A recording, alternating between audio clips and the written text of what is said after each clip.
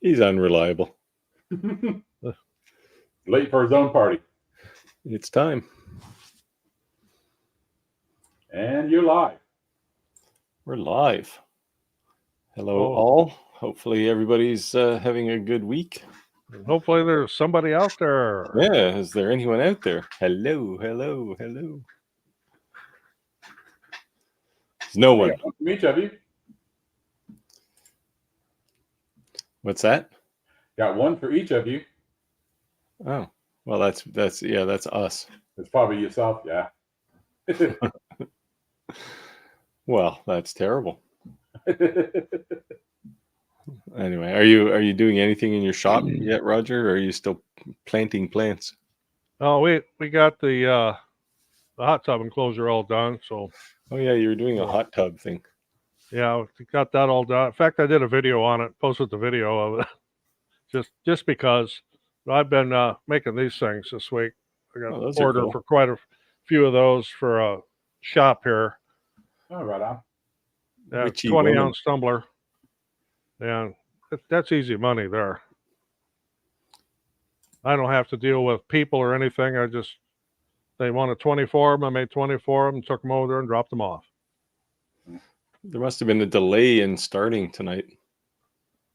Oh, got somebody from Spain there. People are filing in. Spain. Oh, yes. Fancy looks. Oh, not fancy tools. Oops, sorry. Welcome. If you have topics you'd like discussed, we can discuss them. Just put them in the chat. I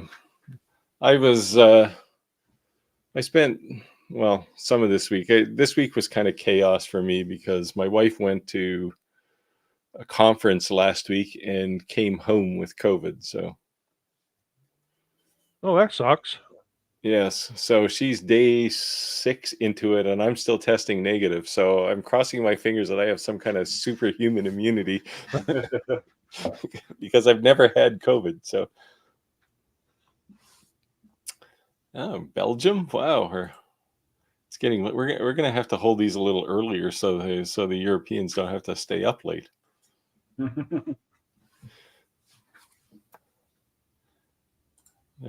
That's a new name. Stephen, is this your first trip here?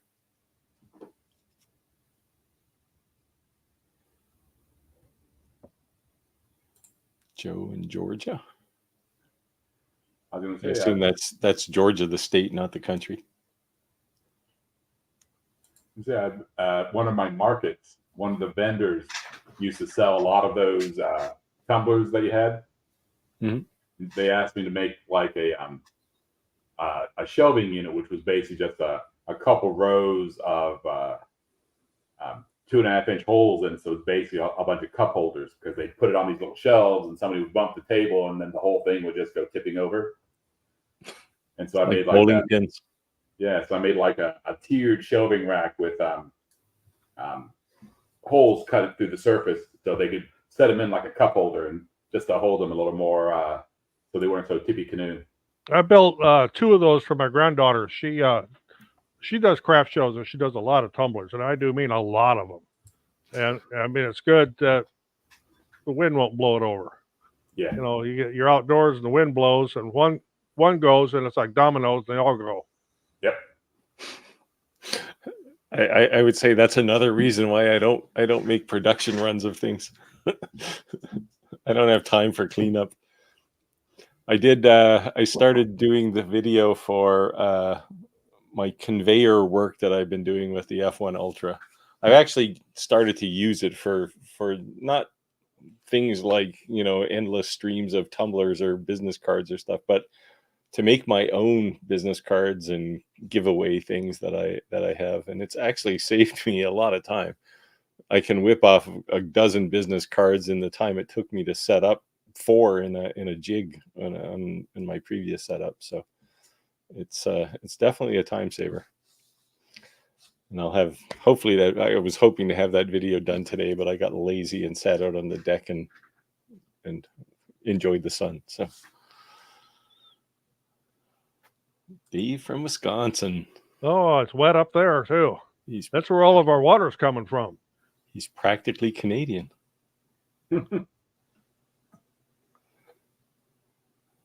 Westerville. Hey, Jack. Welcome back. Kansas. Wow, we got people from everywhere. Yes, and Fancy Looks it's 1:30. Wow. It kind of makes you my hero. I've never stayed up past like 10 o'clock at night. Every Wednesday is like I'm going out on a limb because it's 10:30 by the time we quit for me.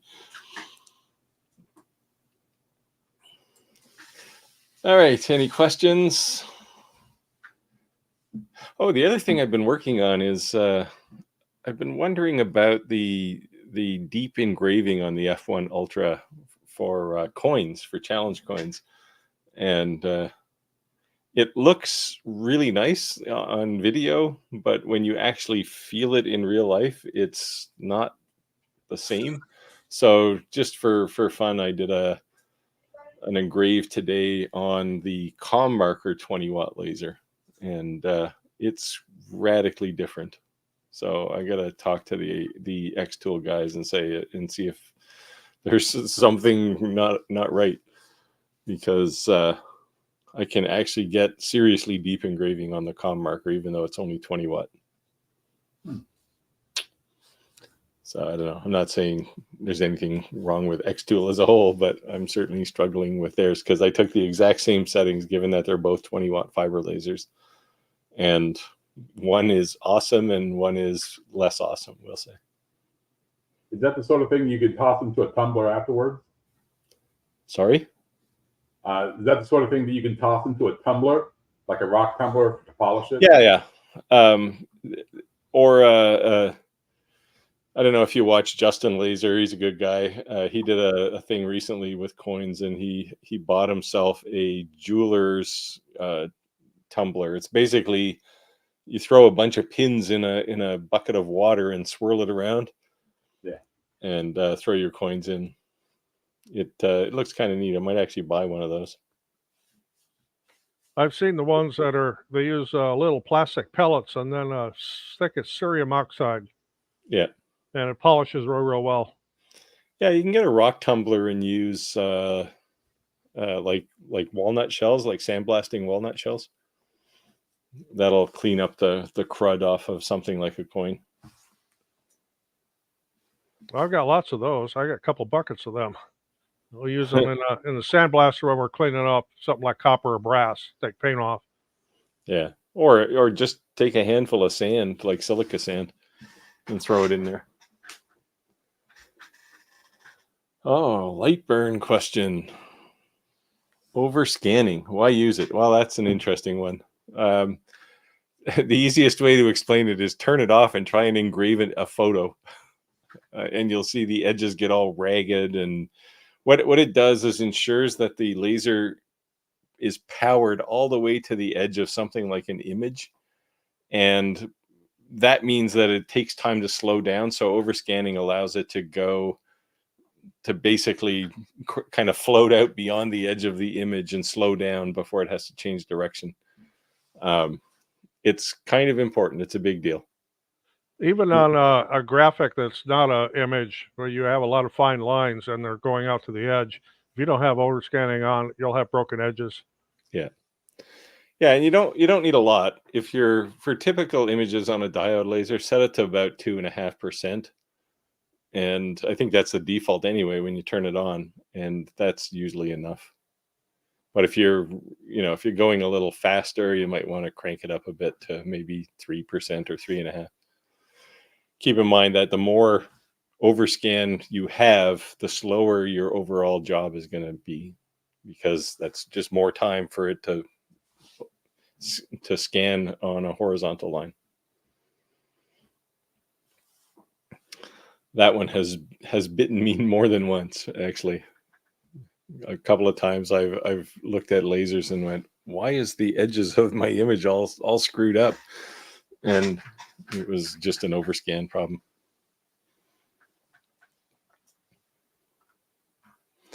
I'm still fighting with well, not fighting, but I'm still waiting, I'd say, for ComMarker to respond to my ComMarker B6. B6 is their new laser. I don't think it's even available in any kind of prototypes yet, other than the one I have. So that one had would have mounted to a direct short in it. So I've been waiting for them to send me a new part. They've been pretty good about it, but it just kills me that I've got this 60-watt fiber laser sitting in the corner and it's not being used for anything.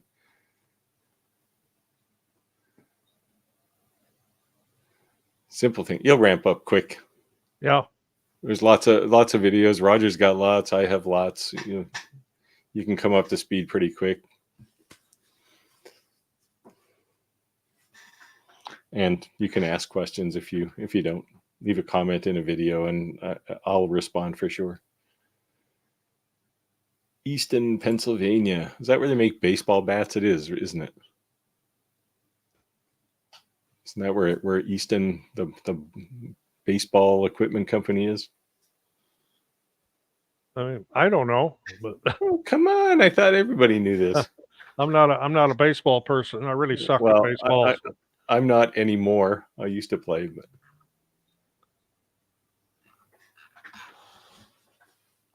that was back in my days of youth when I woke up in the morning and nothing hurt. Now I wake up every morning to a new pain. The good news is it makes me forget about the pain I had yesterday.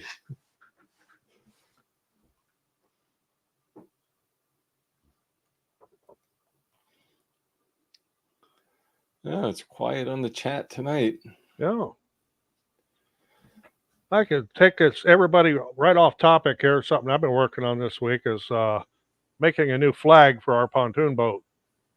So here's this is a little prototype right here. So we got to call it the Jolly Roger. And I got to make my full size 11 by 17 flag, but if you have meat and some candy, you can call him the Jolly Rancher. Yeah. No, I've been toying around. I wanted to get some polyester that was thick enough. For anybody that does sublimation, I wanted something that wouldn't bleed through. And of course, as thick as this polyester, it still bleeds through. So I'll have to do it double layered.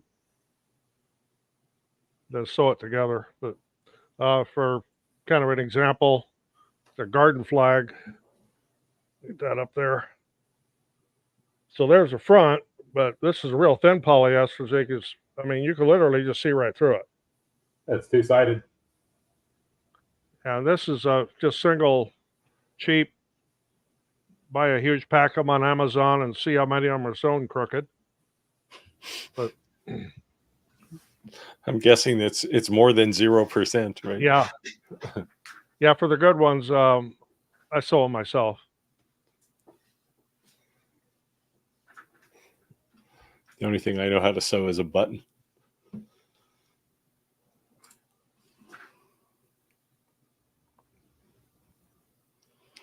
What else did I do this week? Man, it's been just a crazy week. Well, I finally got my I was actually working on a short. I got my rapid change tool changer working on my CNC now. I've exchanged many emails and many conversations with the rapid change guys, and we finally have something that works really well on a Onefinity Elite. And I'll put a short up probably in the next day or so, just to kind of show it changing tools. It's kind of cool.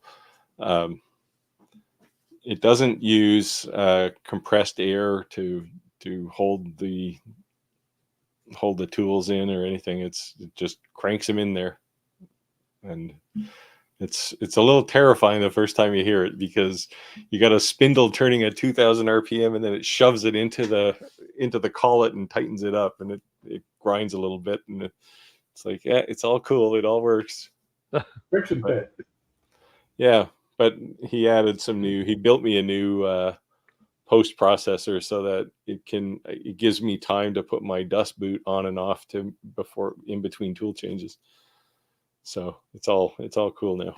Hey, Steven. Oh, We'll get back to Chad in a second. Quick draw. Hey, Steven. Do you know if the Acmer P2 L2 camera... Were you asking me this question, or is this another person who's having trouble with light burn cameras lately? Like I say, I am one. I just don't use them. Other than that, the only camera I use is on my WeCreate. That's because it works. Otherwise, I don't use cameras on my lasers. Well, the challenge here was the camera, like in this case, I guess it wasn't Chad, it was somebody else, because it wasn't a light burn. It wasn't a Acmer P2, I don't think. The setup goes fine in Lightburn, but the next time you start Lightburn, you got to recalibrate the camera again, like literally make the four corners and the centerpiece and do the calibration, and then hope you don't bump the laser and move the little rod holding the camera up. That's I think inconsequential, because it's just you have to recalibrate every time, and I'm not sure what's going on there, because it's not like there's a calibration and then hit a save button in Lightburn. It just kind of does it, and it's just weird. So it's even more weird now because there's somebody else having the same problem. The answer to this question is no, you shouldn't need to recalibrate every time. And I don't know what's going on, whether Lightburn has a bug in it in a recent release. They went to 1601 or 1602 recently. Maybe they introduced a new problem. I'm still on 15. I didn't upgrade. Yeah, 16 is, I don't know. I don't know if they fixed more bugs than they created or not. I have done some videos on doing this. Yeah, I've done one too. It could be done, I suppose, on live stream, but it takes a long time. Yeah, you'd have to have some pre-made tiles, right? Yeah, I'll see if I still got that one laying here. Well, maybe not. Yes, I do. You know, like this one here, that's a half an hour engrave. And then, that doesn't count coating the tile and then cleaning it off. And yeah, it's not an easy process. And if we did it live, Roger's hands would be all white and probably on his cheeks, and it looks like a Pillsbury Doughboy with titanium oxide everywhere. Yeah, it's a bit of a messy process. There you go. A flag on neoprene. I've never seen that. That would be probably, that would have to be a DTF process to do a flag on neoprene. Don't you have DTF? Isn't that what you... No, I don't. No. Rick does. Rick is big into that, but I don't have the space for all the equipment. And I don't really have a market for it. Has anyone had problems with Lightburn updates? Oh, yeah, lots of them. It depends on the laser you're using. If you're using something like an X-Tool laser where it isn't normally at home on Lightburn, you'll run into different problems. I mentioned, I don't know, a few live streams ago that I tried to do a material test on the X-Tool S1 in Lightburn, and all of the things that were supposed to be squares cut out were triangles. And it's there's a bit of an ugly fix for it until I think they're supposed to fix it in Lightburn 17. So that's like next year time frame. I just kind of, anytime I have an X-Tool laser now, I just fire up XCS. It just seems to work better. I've kind of become enamored with XCS, actually. 3760. Can't get it to print. Well, there's a whole bunch of things that could cause that. But the first thing you'd want, first I need to know if you're trying to do it over Wi-Fi or if you're trying to do it with a USB cable. If it's with a USB cable and you're not getting any reaction from the printer that it's connected, well, you also need to check your drivers, but bad USB cables are really common. I run into that quite a few times with different things. You want to use a high quality cable, and again, make sure your driver package is installed. If it's a new 3760, well, I don't know if they still come with CD-ROMs or not. Most computers don't even have them anymore, but you can go to EPS's website, you download the package for it, install it. That'll find your printer, or it should find it. And if it's still finding it, but yet you can't print, then, well, there's a lot of things it can be. This would be the point where I say just get a Mac. You don't have to worry about drivers. Yeah. But yeah, I've seen lots of weird USB problems in particular. If the printer sounds like it's printing, but it's just not outputting anything, it could be blocked heads, especially if you're using ink for transfers. Yeah, sublimation ink. Yeah. Sublimation ink can, if it's not a good high quality brand, it will clog those tanks up and clog lines. It doesn't clog the head so much. It tends to form sediment and it clogs the bottom of the tank. Yeah. The issue is that can't get it to print is a pretty broad topic. Yeah. Yeah. Start with, is it plugged in? Yeah. Is it turned on? Be the tech support guy. So it's an Artur Laser Master 2 Pro. Man, these things have an endless life. I'm still like, Artur hasn't made a new laser in about 3 years. These things are still hanging on. There's lots of them out there. I still sell quite a few riser sets for those. Yeah, well, they must have sold 1 million of them. Yeah. And I had one for quite a while. I mean, it's a good laser. Yeah, you can do white tile on a CO2 laser. You don't have to resort to tricks, but you won't get, if you just take a CO2 to white tile, you won't get a black engraving. You'll get, just a darker shade of white probably. Yeah, or whatever the material is under the glazing. You won't see much. Yeah, if you use clay tile. If you get the settings for the diode laser, you have to run the Nicky Norton white tile test. Google that, and you'll find that file all over the place. Yeah, it's everywhere.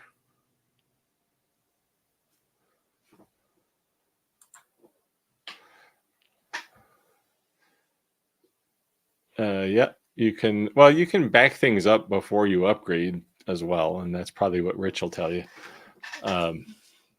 You can't recover settings unless you back them up. Although it probably is burying these settings somewhere in a registry or something in Windows, so you can recover them. But you shouldn't have to. It should work. I like I said, this is the second time I've heard somebody say that Lightburn's camera settings are losing their mind in between sessions.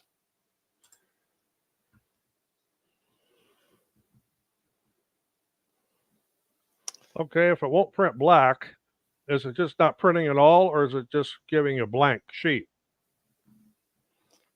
Yeah, I had to clean. I have one of these Epson printers too, and I had to clean the heads on it about 12 times in a row just before I could finally get a few little dim pixels squirting out of the jets. And well, I did a video quite a while back on using PDF files or just printing solid colors and using the actual hex code for it. And sometimes you have to print quite a few. Let's say you're not printing black, but you're printing all your colors. Just keep running this sheet until you start saying black. Then keep running it until it's clear. Yeah, we don't mind mentioning other channels. It's not it's not like we're all competitors and we're looking for market share. You can watch 2 channels at once. It's okay. Yeah, Rich is a good guy. He's got I like Rich. Good content there.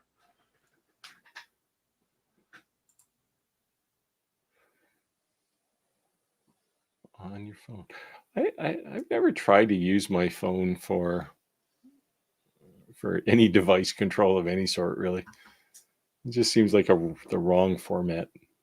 I don't even like using my phone for monitor security cameras, although I can do it. But Technically, I don't like using my phone as a phone.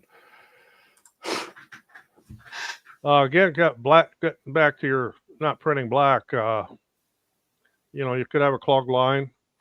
That's a style. It's an EchoTank printer, so it could be that the line is plugged or that the line is pinched. It's usually more in between the line and the internal damper tank than it is the head itself. Most of the problems that I've found on the EchoTank printers are not the head.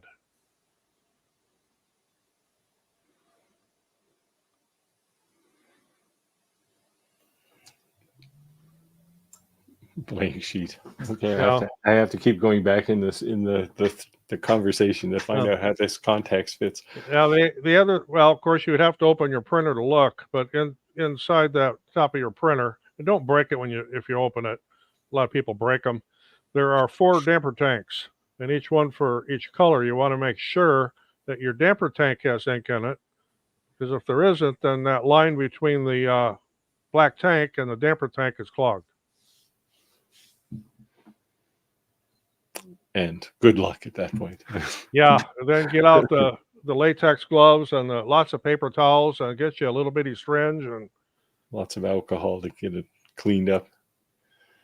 Thanks, Stephen. You're a saint. Yeah, that sublimation ink is I don't know, it seems a bit gluey compared to regular ink. Like I had it in my Epson printer for a while, and I think I'm still trying to get it out of there after 6 months or more. It just seems to stick around forever. one thing you'd have to make, even if it's not a sublimation printer, if it's any inkjet printer, you should print something with it at least once a week. If you just let it sit around, you're going to have problems. The ink will dry up. Yeah, that's the problem. Pretty much everything I do is digital now, and every once in a while I have to print a receipt for something, and it just drives me crazy because every time I do, I have to spend a half an hour cleaning the printer heads. Well, then you haven't lived.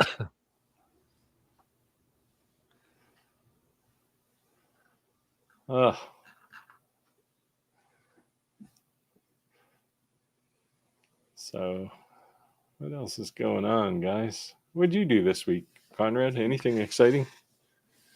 No, I got another big shipment of not shipment, of birch from my birch hookup. So I had to clean out a quarter of my garage in order to stick all the new stock I got in there. So I'm full on free birch. Well, that's not a bad problem to have. That is not a bad problem to have. Birch works really well on a CNC. You got to get yourself a CNC, or do you have one? You don't have one, right? Nah. I'm still with the electric tools, with the analog tools. Well, CNC's electric. Just because you don't have to put your hand on it and push it doesn't mean it's. Yeah. So so I'm planning on some box work and stuff. I don't have a good way of resawing it. I've got a little bandsaw and it's a piece of crap. So I was thinking my next option is I tried doing a little handsaw, the Japanese pull saw, and working on my cardio. And homie ain't got time for that. Nor does my rotator cuff. You have to keep yourself hooked to a heart monitor while you cut your wood. Yeah. How wide are the pieces? It's all 4/4. You have a table saw? I do. Oh, yeah, I do. And I've cut them down, the narrower pieces with a table saw. I've done that a few times, and I'm cool with that. But a lot of my pieces are wider than that, or my need for them is wider than the dimensions. I can only get almost 6 inches off my table saw. Yeah. If I do a pass and flip it. So what I was thinking about doing was just milling them square and then just turning them into 1/2 inch or 5/8 strips, and then just gluing it up like it's a big cutting board, and then just make planks that way. That just seems like a terrible way to do it. Yeah, no, I'm. It's a lot of work. It's a lot of work. Rebuild something that was the way it was when you started. Yeah, just take it this way and then push it to the side. So yeah, it's that, or I just save up and get a good bandsaw and be done with the problem. Yeah, I don't have a bandsaw either, and there's many times when I wish I did. I think I'm gonna wait for somebody to put one on some kind of bargain basement sale, and I'm gonna buy one. I'd like to get like a 14-inch or something, just to make sure it does everything I'd ever want to do.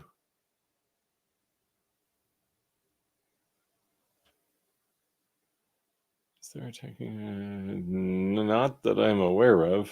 If it was me, I would scan it on a scanner. Yeah. That's why I do it. Then otherwise your dimensions could get wonky. Anytime you're using a camera to reproduce, unless you can absolutely make sure it's going to be 1-to-1, your dimensions are going to be off.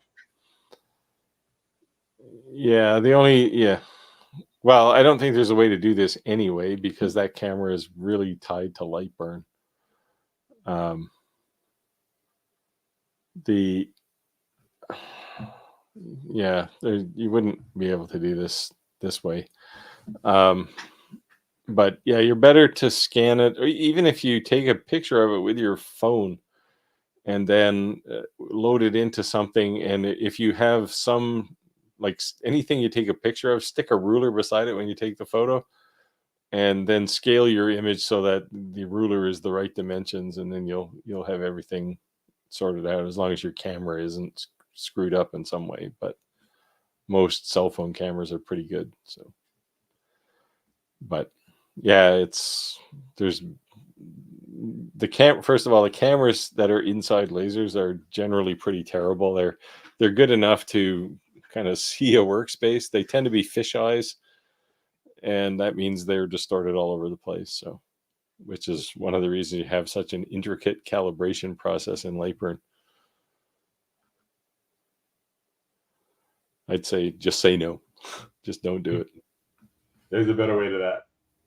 Yeah.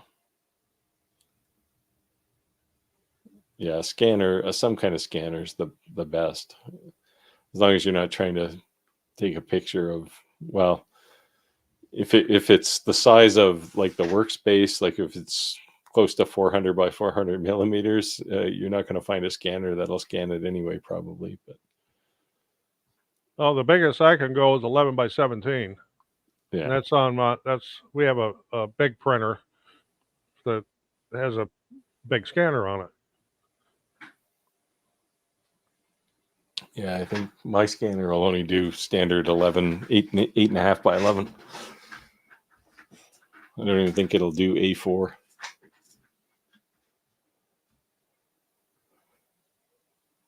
That's my obvious question here would be, what are you trying to scan? Well, scroll saw stuff. That kind of thing, you can just take if it's like line art, just take a photo of it and put it into something like Inkscape or Adobe, and you can translate it into a vector diagram pretty easily. You can also do it in Lightburn, actually.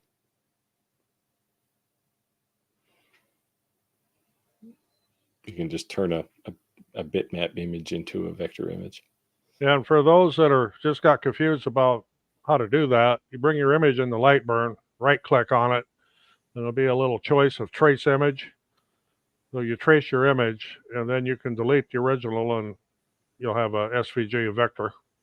Yeah, works exactly the same in Inkscape. There's a trace image option, path trace image. Yep. I don't know how to do it in Adobe Illustrator, but you can do it there for sure.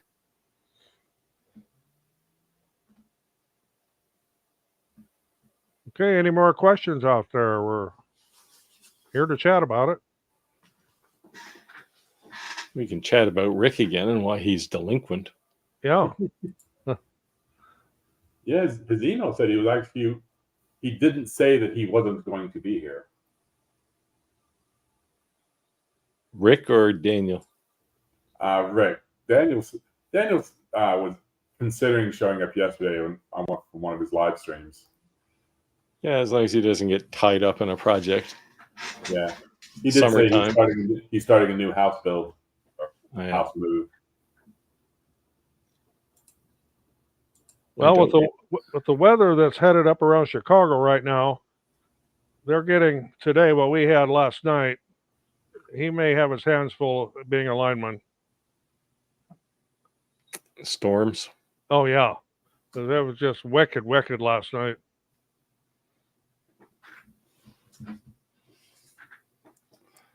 That's not my cup of tea, that's for sure.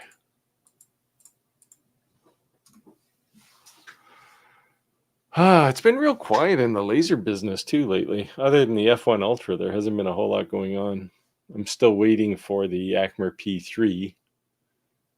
That should be probably next week, unless they've found a problem that delayed them. But otherwise, the industry is pretty quiet. Do you have a rep you work with X-Tool? Yeah. Her name isn't Heidi, is it, by any chance? No, it's Lily. No. Her name, honest to God, her name is Heidi Ho. Heidi, and her last name is spelled H-O. Have you explained the North American innuendo there? No, I have. I did. I've got a few chuckles out of it when I first saw it. I thought, is this real? But yeah, that's a rep I work with. She's wanting me to do another video on the S1 geared towards the beginner, but not show any other lasers in the same video. Yeah, they tend not to like showing other lasers, and no laser company does. It's like they don't want to know there's anything else out there. Well, I did one here recently on that sign I showed last week, and I did it on the S1 and I did it on the Week Create, just back to back, and I showed them both. And the difference, my main point of doing that was to show the difference between a 20 watt and a 40 watt, and the fineness of I should say the intricity. I'll make words up if I have to here. how intricate the 20 watt can cut over a 40 watt because of the beam size. That was my main focus on comparing those two lasers. It wasn't like this one's better than the other, or I like this one better. But of course, by the same token, that 40 watt cut a whole lot faster. Yeah, well, that's the only reason to get a 40 watt, right? Yeah. Is speed. I don't know, the S1 40 watt, the beam size is actually pretty decent on it.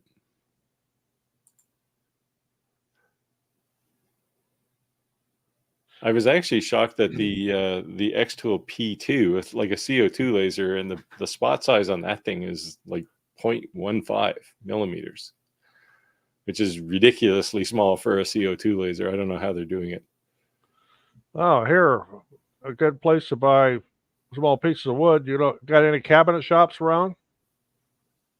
If you have any cabinet shops or furniture shops around, they've always got scraps, and sometimes they'll just give them to you to get them out of there. Yeah, and if you want things like corian or countertop, like stone, if you want to engrave on granite, talk to the cupboard guys, because they always have big pieces that they cut out of for sinks and stuff. Would something like flooring work? Old flooring? I mean, it'd be if it's solid.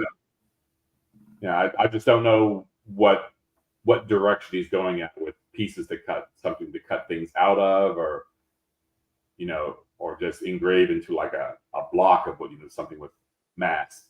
Well, I tell you what's really fun to work with, if you can get a hold of it, is the lanes from a bowling alley.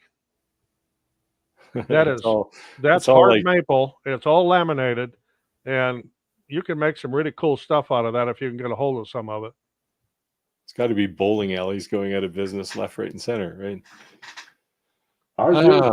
Richard's getting his P2 tomorrow. Richard, you live in Arizona, don't you? It's like, so the one complaint I've heard from people who live in the Southland is the P2 has it doesn't have external cooling, so it's an enclosed cooling system. And in the summertime, in hot places, it can basically shut down because it's too hot. I was talking to somebody about this, and my logical solution is to just cut the circulation line and put like a 5200 chiller in line. There's a 55-watt laser with just like small internal cooling is probably a bit limited, we'll say. Otherwise, turn your air conditioner on in your shop if you have it. And I don't know anybody who lives in Arizona who doesn't have air conditioning. So, For me here, with the temperatures the way they've been the last few weeks, when I have to run these 3D printers, I have to run the air conditioning up here because it's just too hot. I get elephant's foot, and I get all kinds of problems if I don't keep the temperature below 80. There's Rick. Yeah, he can't make it tonight. I weep. I weep for us. Got storm damage you're working with? That's what my thought is. Yeah, okay. If you're in the air conditioning, you're probably fine. But I have heard people who live in places like Arizona who have their laser in their garage, and in the summertime, it just gets too hot to run it. Yeah, cabinet shops have, especially for people who make laser types of projects where the wood tends to be smaller, cabinet shops have all kinds of wood that's ideal. And they'll either say, go check our scrap bin, or go check the dumpster in the back, because they throw out a lot of stuff that's perfect for the kinds of work we do.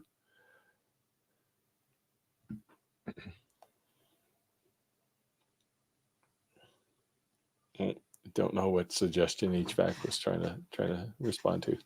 Oh, the cabinet shops and oh yes, right, furniture makers, sawmills. If you have any sawmills around that deal with hardwoods and fine woods, and they usually have cutoffs, and that they'll have a big bundle you can get for cheap. 106, but it's a dry heat. Yeah, just like that doesn't count at all. Just like a blowtorch, it's a dry heat too. 106 was our heat index yesterday. We had one day last week here where it was in the 90s, and where I live, especially in June, that's pretty hot. Like when it's beyond 80, there's bodies in the street here. Like, it's just like all the old people go to the mall, right? Because it's cool. But yeah, we had a couple of days where it was pretty hot. Last Thursday, actually, it was like over 90, which is very hot for June. Of course, we set a record, but 106, yeah, that would kill people here for sure. The problem we're having now, because whether you believe in climate change or not, the ocean offshore here is getting warmer. So we've got a lot of sightings of great white sharks and man-o-war jellyfish are starting to show up. Both of them like fairly warm water. So that's just one more reason not to go swimming in the ocean.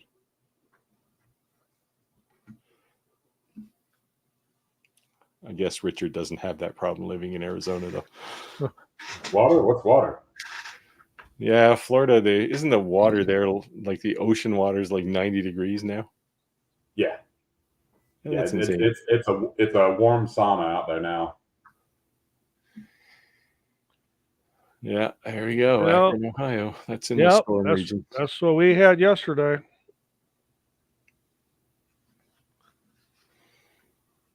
We had a rainstorm yesterday, and I got this lawnmower, this automated lawnmower that I'm working on.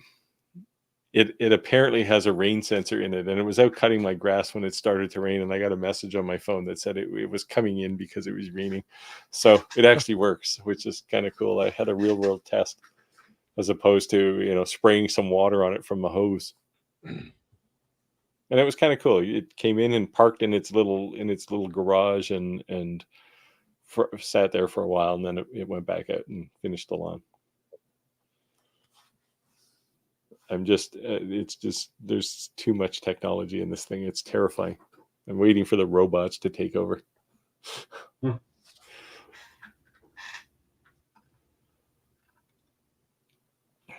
Yeah, Rick must be climbing a power pole right now or something.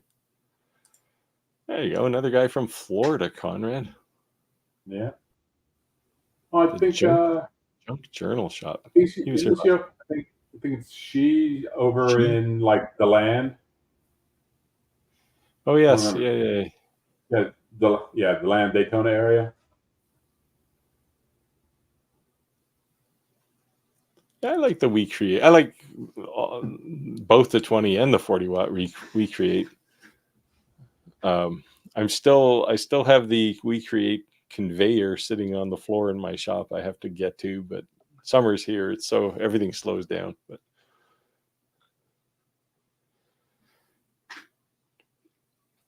yeah, these WeCreate guys, the first laser I got, the 20 watt one, was very early run, and there were a couple of, I'd say, dubious manufacturing things in it, but they said they fixed them all up for production. But the 40 watt is just, which I assume the 20 watt looks like now, because they're really, the only difference is the power. The 40 watt laser, I compare them side by side, and it's so much better quality than the 20 watt that I had. And it wasn't terrible compared to some of the standard run of the mill open frame lasers that are still out there. I'm still getting offers to demonstrate these never heard of brands that, when you look at a picture, it's like just a complete knockoff of an Acme or that sort. Well, yeah, it probably is, right? Yeah. I gently tell companies now that I don't really have much interest in open frame lasers. They're just too dangerous, right? Especially once you get over 10 watts. The thing is basically a lightsaber flying around your shop, right? So I talked to somebody today, and I said, he's got a 10 watt, and I said, you're wearing your glasses when you're doing this, right? Well, I have a pair, and it's like, no, you're wearing your glasses. Like, these things are actually pretty dangerous, especially in the open frame. And I just don't want to even get involved in those anymore. Sculpt Fun reached out to me and said, hey, we got this new laser. It looks just like their old laser. But that in itself is just irrelevant. It's the fact that it's just an open frame, and I just don't have time for them.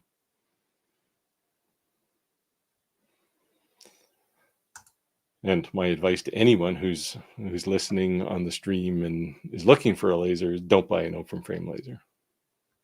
They're cheaper, but yeah, it's a weapon. 100. Well, I'm 67, and I actually like the heat, but I can't tolerate the cold. So yeah, I hate winter too, which is one of the reasons I moved to the East Coast, because the weather is much more temperate. Well, once it's below 32, I am inside or in Mexico. I don't do cold. Yeah, it's not my favorite. I have no desire to go out and build a snowman in the wintertime. So yeah, 100, no AC in the garage. Yeah, that's just stop doing any kind of workshop work if that's where your workshop is until September or October. Yeah, that's what mine is. Yeah, 2 or 3 hours in the morning and 2 or 3 in the evening. Yeah, start at 5 in the morning and work till 9, eat breakfast, and then sit out in your lanai, because everybody in Florida has a lanai, right? Yeah, have a siesta.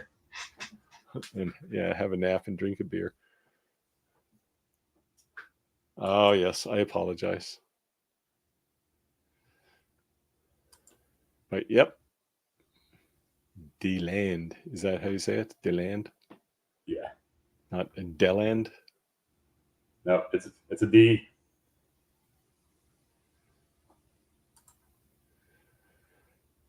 You're using air assist? That'd be my first question. The other thing you can do, well, you got a honeycomb, but lift the cut up off even the honeycomb a bit. Doesn't have to be much. Like stick a magnet underneath the corners. Another thing would be if that honeycomb lays flat and doesn't have any place for the air and smoke to get out, you may get that too, because you'll get every once in a while you hear a pop. That's where the smoke ignites. It's underneath the honeycomb because it can't escape. So try elevating your honeycomb board up. I mean, just a couple business cards thick on the four corners, and give it some breathing room under there. Yeah, it doesn't take much, just space, a little bit of space.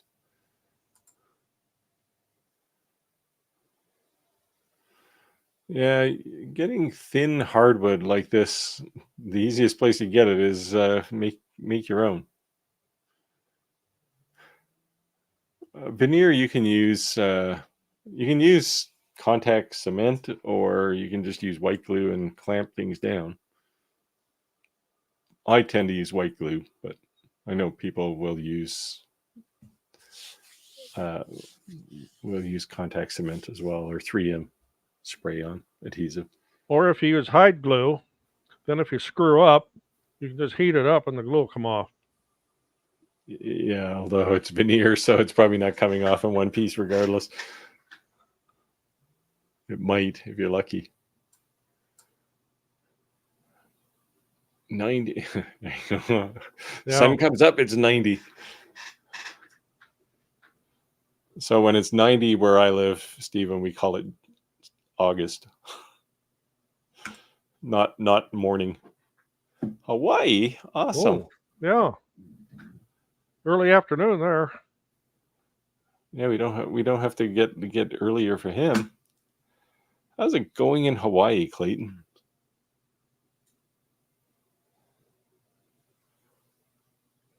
Oahu. I've been to Oahu. I went to Maui, of course. I was very upset last winter when Maui burned down. Yeah. Yeah, because we used to go to the Pioneer for breakfast every morning when we were there. Right across the street from the banyan tree. It was a nice place. Now, again, raise your honeycomb board up just a little bit to let that smoke out from underneath, because I've had that happen before, especially if you're hearing a pop. Yeah. That's that smoke igniting, and you'll have a black mark on the back of your project. Yeah, and if that doesn't cure it, lift up the material off the honeycomb just a bit too.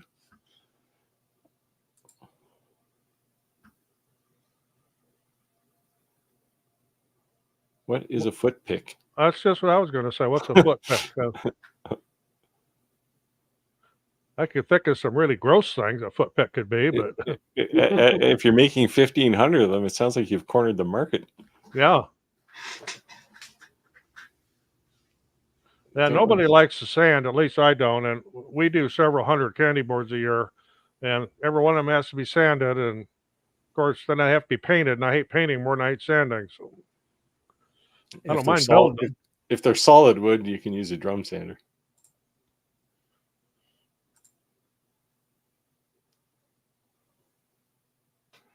Born and raised. I can tell by the name you're Hawaiian. Yeah. Kumuhoni, is that how you say it?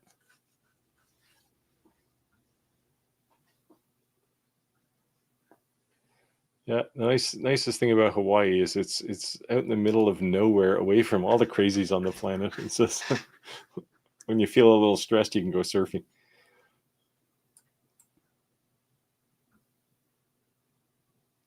Well, my advice is if you're going to look at the laser, put your glasses on. I mean, I've been criticized in some of my videos where the laser's running and I don't have my goggles on, but I've also been made fun of looking like an alien when I have them on. But I'm not looking at the laser either. I'm looking at the camera, not down at the laser. If I'm looking at the laser, the goggles go on. Now, if it's the We Create or the S1, I don't wear goggles.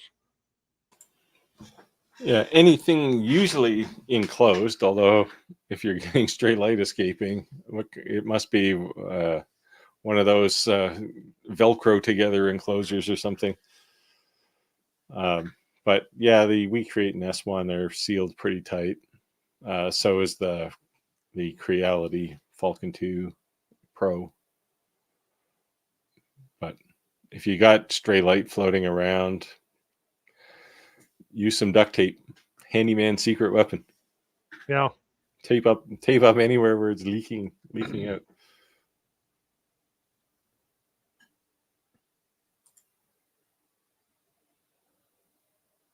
Food is always good.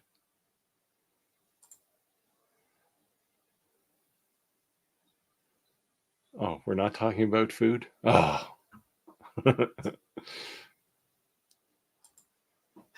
It's almost time for Steven to go make some tacos or something. Yeah, I just got done. I had to paint 20 candy boards this week. We had an early order, and it was hot too. So then and humid, and they have to have 2 coats, and you have to let them completely dry between the coats. So that, yeah, hot and humid, not conductive for paint drying. Oh, they aren't foot picks. They're food picks. Oh, no. That doesn't help me. I mean, is it just like a thing you take and stab stuff with? And because I thought that's what toothpicks were for. Well, the food picks I was familiar with would be like for your steak, whether it be rare or medium well, or. Oh yeah, that makes sense. And if somebody wants hers well done, the pick should be black.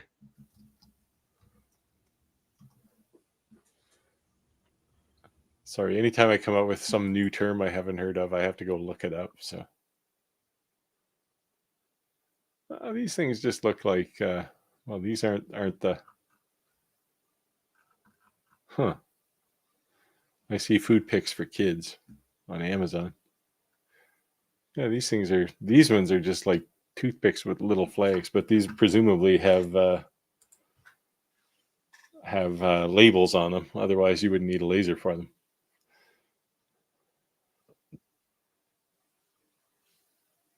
What? One of the carts we use in our greenhouse and nursery, it was made in Canada too. We've had it for about 30 years. A couple of them. One I always use as a rack to paint things on because it's all galvanized like wire, and it is all kinds of colors from all the different things I've done over the years. Can you peel the colors off? Like just grab them and peel back some? No, they're not. It's not that thick. It's just the overspray from it. A bunch of different colors on there, especially around Halloween. There gets to be a lot of orange and black all over it. Yeah, these spray cans. Anytime I spray now, unless it's wintertime, I'll go outside. If it's not wintertime, I put on a ventilating mask to make sure my lungs don't look like your shoes. Oh, here we go. I got a blurry photo apparently. Oh yeah, okay. Oh yeah, so they're branded. They are like. Here, let me see if I can post this thing. Like a marker flag. Yeah, it's kind of what you'd expect. Let me figure out how to share here again. If I can do it, because I just upgraded my operating system, and every time you do that, security gets tight. There it is. So it's that thing. Yeah. Yeah. Those are cool. 1,500, huh? That's a lot. Right on. I don't like making volume things like that. It just, I do a whole bunch of watch bands for one company every year, and it's good money, and I actually like helping them, but the job itself is just torturous. It's like the same old thing for a day. Rick and Viking. You need to send a message to both of these guys and call them slackers. Yeah. I kind of have an idea that Rick is dealing with storm damage around the Chicago area. Yeah, Rick is a line guy, so he's probably hanging off a pole right now, putting wires back together or something, or having people do it for him, I guess, because he's a manager. But and Viking is he's a trade guy, so he's probably in the middle of building a house. We'll see him in the wintertime. Too late, it's already shown. That when you have a blurry one, nobody can copy it. Yes. I have to make a somebody approached me to make a special ruler. They make bags, and I assume handbags. And apparently there's some ruler, and I have to design one. I have all the details, and it's going to be an interesting project. It's like a ruler, but it's got all these crazy dimensions and things on it, and it's going to be intriguing. So I'm interested in getting that started soon. But I only have to make one of those, maybe two.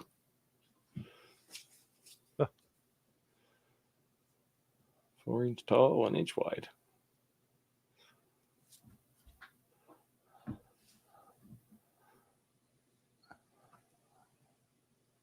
Wow, anybody who can be a marketing director for any company in Alaska must be awesome at that job. Yeah.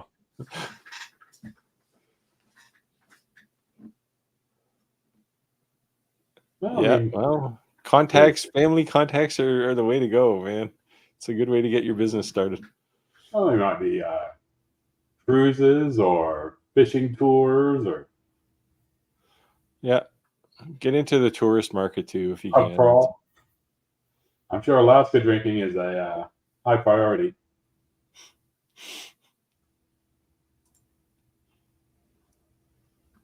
No, he's back from there. Yeah, he was back last week.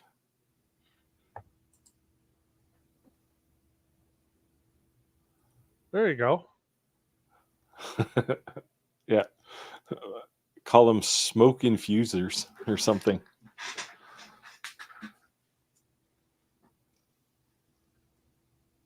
You know, a big thing at the bars right now are this smoke infused whiskey.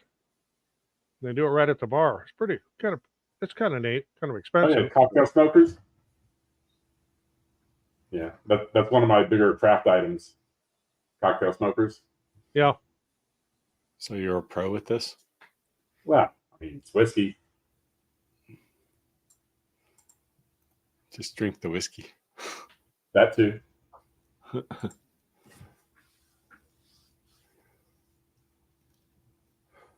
Yeah. See, there's a message right there. I lived in Alaska, and now I live in Florida. I would rather be melting in Florida than freezing in Alaska, though. That's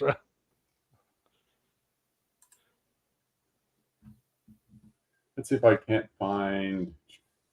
Yeah, well, sometimes you can do this, but the problem here is the reason for sanding it is the fact that it got laser cut.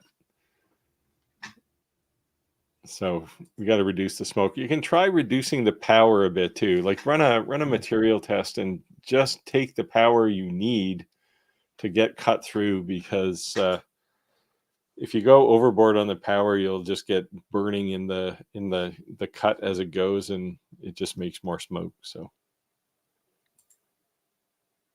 reduce as much as you can, and then eliminate the rest with adjusting the height of the workspace and the material.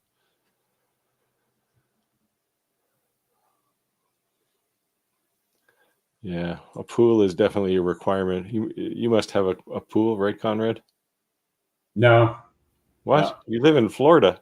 I do, and the insurance is too much to make it worth the trouble. We have pools in the community. Yeah, well, you don't really need a pool. You need a friend with a pool. Yeah, that works. That's one nice thing about having a hot tub is when the weather gets cold, I can crank the temperature up to 100. Then when it's like hot like this, I turn it down to 85. So you get in and you're not freezing when you get in, but you cool off in a hurry. Yeah, just send us if you run into more problems, just send a message to, well, Roger or I. Rick shows up once in a while, so you can maybe send one to him, but He doesn't do so much with diode lasers. Yeah. Yeah, less heat or more Yeah. speed, or Yeah. or a combination of the two, or even sometimes if you do it 2 passes. Yeah, I've been meaning to do a video on this because, and this is my gripe with 40 and 60 watt lasers, right? Is yeah, you can cut through a 2x4 in one pass, but the cut is going to be terrible, right? So I've been meaning to do a video to say, well, don't cut at 5 millimeters a minute at 100% power. Cut at 30 or 40% power and go 1,000 millimeters a minute and go 5 passes. It takes about the same amount of time, but you get a much cleaner cut. That's especially true with bamboo. Yeah, If you're well, cutting lots of woods are bamboo. like that, actually. Like maple gets pretty charred too when you try and cut it in one pass. It's just, As does cherry. yep. Cherry is real good at scorching. So Well, they're only super long nights half the year. The other half the year, it's super long days. yeah, never gets dark. Here's one of those cocktail smokers. If you care, let's see. That's nice.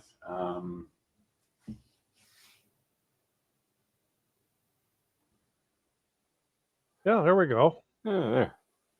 Yeah, make them out of barrel staves.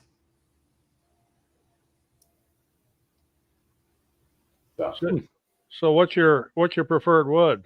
Hickory, cherry, oak, That looked like oak I there. prefer cherry. cherry. Want something really tangy sometime? Try mesquite. Try mesquite if you want something real tangy sometime. Oh yeah. There we go. I've started a trend. I got one person calling Rick a slacker now. Rick will eventually watch this live stream, so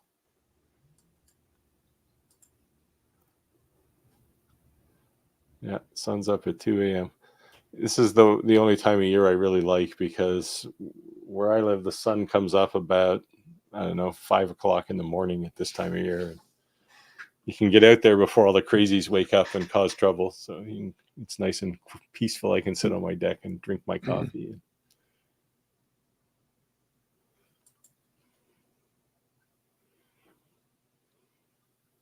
I've been threatening my wife for years to go to Alaska for a fishing trip. Alaska, yeah. You can go to Great Slave Lake in northern Canada and catch 30-pound pike or muskies.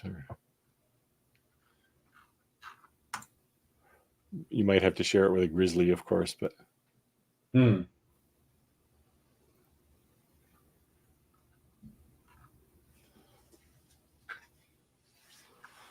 Oh,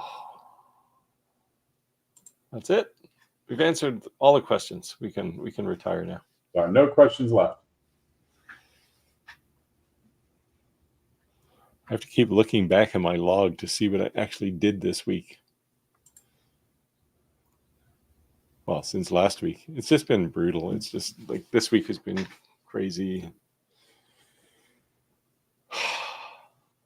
I spent a lot of time talking to customers, trying to convince them that what they want isn't practical. I had somebody who I've done a lot of work for, but he has very narrow boards. It's about, I don't know, maybe 4 or 5 inches wide. And he wants to put a charcuterie handle on it. And I said, if I put a handle on that, it's going to be about a half an inch thick at the neck, because he wanted an elaborate handle. And I said, it's just going to break. So let's not do that. So his answer to that was, I trust you. Just go put something on the end of it. Like, oh boy.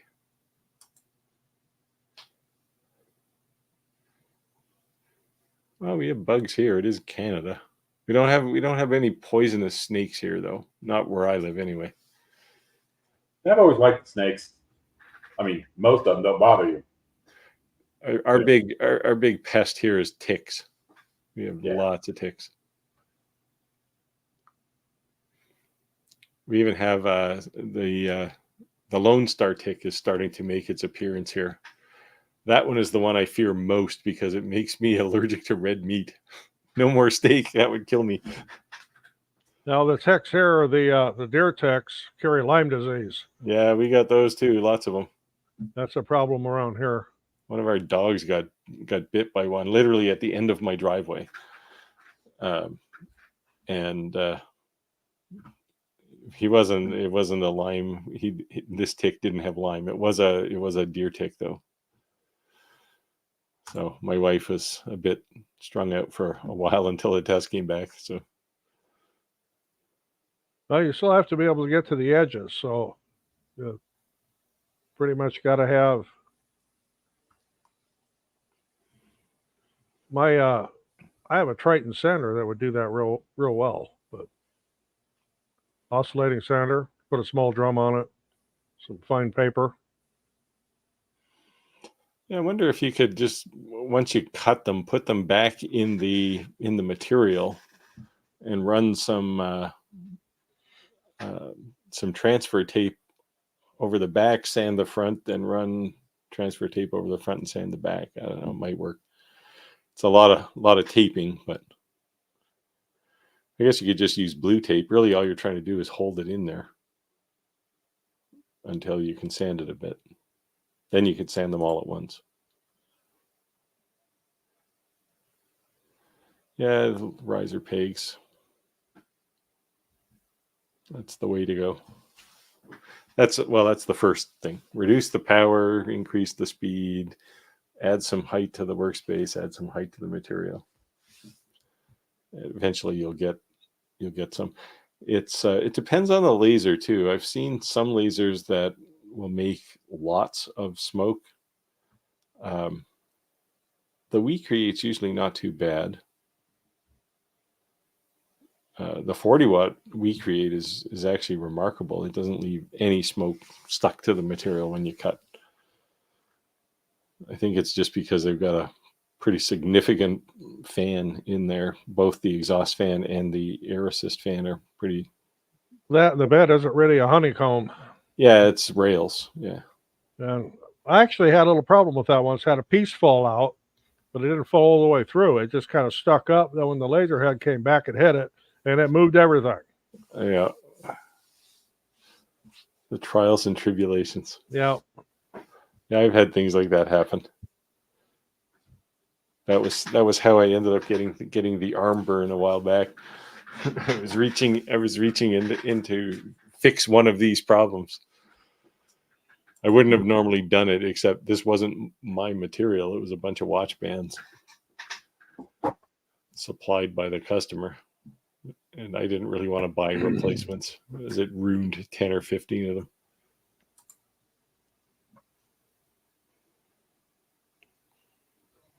Yeah, there you go. Yeah, I wish I had time to watch people. I barely get my own stuff done. Got a little Hawaiian beer there. Oh, I've had that. It's pretty good. I've had that one. I was in Hawaii when I had it, but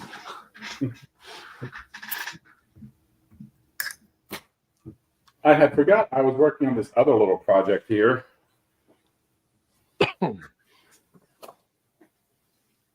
I'm not a big fan of doing like cutting board stuff, but it's hard to resist, when they're as popular as they are. So I've been making a bunch of blanks of same pattern, different dimensions. Focus. You need to draw some eyes on your cutting boards. Yeah, no doubt. Yeah. So anyway, same pattern. It's birch and purple heart. Well, that small one is more like a bar board, right? Yeah, I was trying if I'm going to make like a little charcuterie tray out of it, or a bread board, or a couple of trivets. I'll make a little smaller pattern for like coasters. Just make a wide variety of things with the same pattern to increase set sales.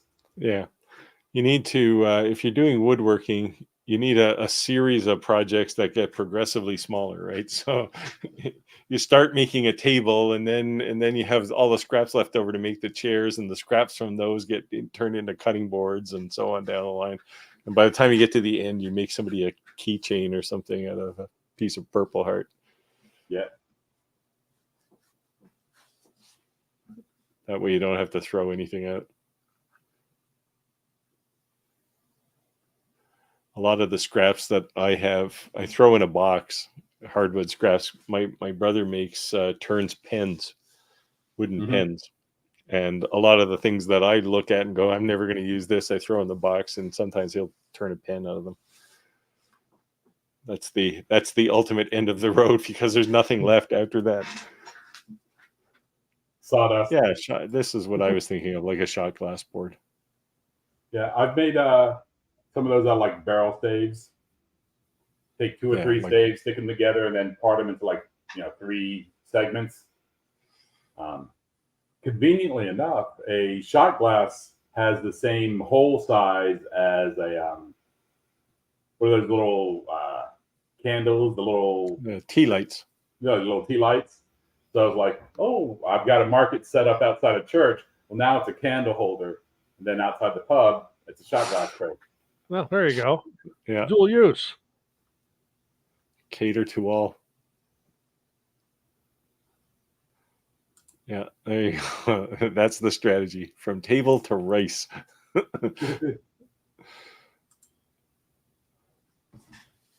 Well, unfortunately, that's not necessarily linear. So you can't just like cut your power to 50% and make 2 passes.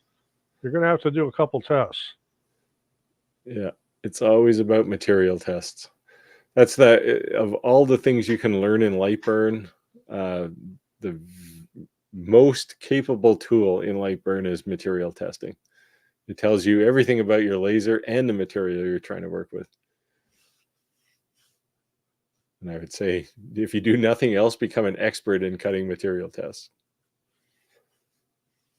And record it. Write it down, put it in the library, do something with it. Don't say, oh, I can remember that.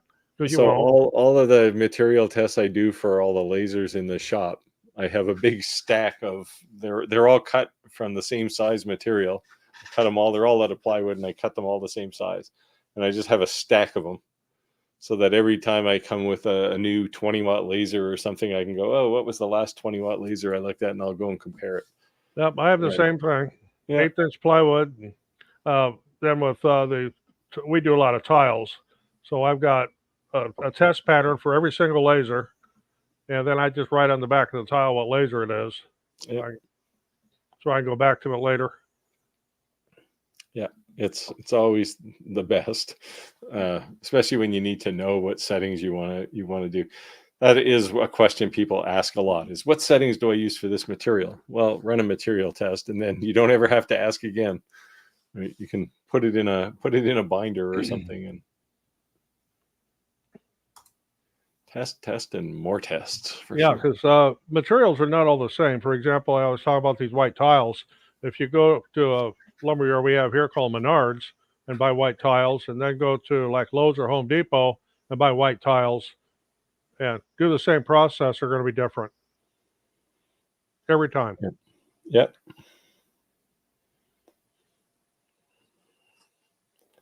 Yeah, I have for my CO2 laser, I have a thing. It's basically a long chain with little squares of all the materials that I work with, and I just flip through. It's like a little flip book, and flip through to get to the material I'm working with, and I know the settings. So periodically I'll rerun them, because materials change over time too, and like tiles, not all 1/8-inch plywood is the same.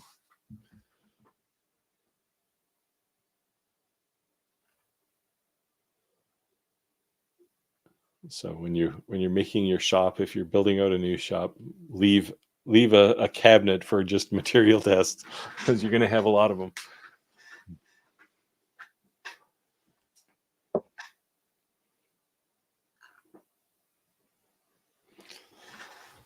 Oh, we're in the lull again. I got to remember to bring some projects that I work on here. they're all over in the shop, and I can't. I was a bit rushed tonight, so I didn't bring anything with me, but it's always something I've been meaning to do. Yeah. Well, I don't know what I'm going to get done here for this next week, because Monday I have to drive a car from Illinois to Denver, Colorado, then fly back on Tuesday. Well, that'll shoot 2 days right there. Then I have to get ready for our big party here on Wednesday. So, Oh yeah. Yeah, send your address. We'll all show up. you probably just kind of blend right in. We've had as many as 140 people here for this before. We try not to do that anymore. We like to keep it under 50. I don't even know if I know 140 people anymore. Well, I accused my one son of renting a school bus and filling it up with his friends on that one. We had teenagers everywhere. I don't know that I would know 100 people, but I know that I would avoid them if I saw them. Yeah, you sound a lot like me. I tend to be pretty antisocial, which is not really good in my business, but I didn't choose IT just because I like computers.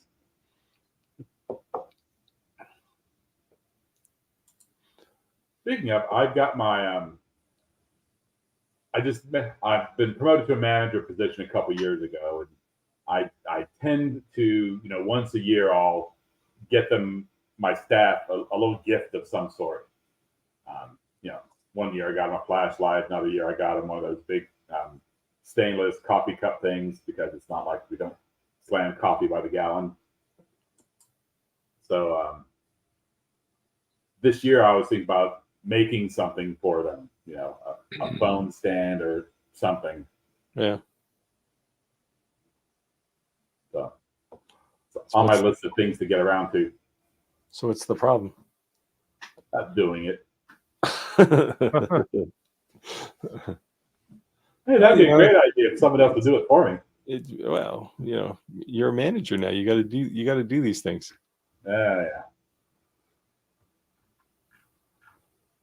The only thing I used to make for my team on a regular basis was cookies. Software developers will do anything for cookies. Oh, there's an outdoor project. I have bought those before on Amazon. It's been probably a couple of years ago. I did some engraved leatherette patches. Make sure it's actual leather and not pleather. And then it's going to stink when you're engraving it. Yes. Yeah, so keep a bucket close in case you feel the urge to, Yeah. Leather it depends. If it's PVC, which a lot of it is, you don't want to cut it. But there are laser safe leatherettes as well. You just have to make sure that you're using the right one.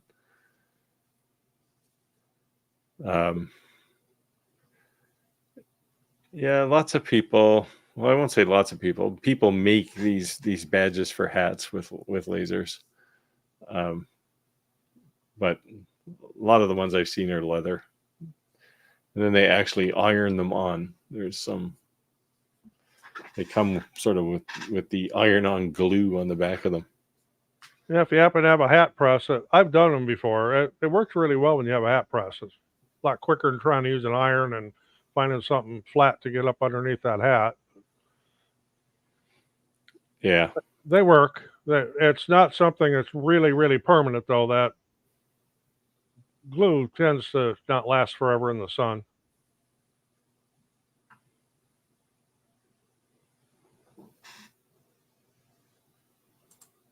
When the world went to social distancing.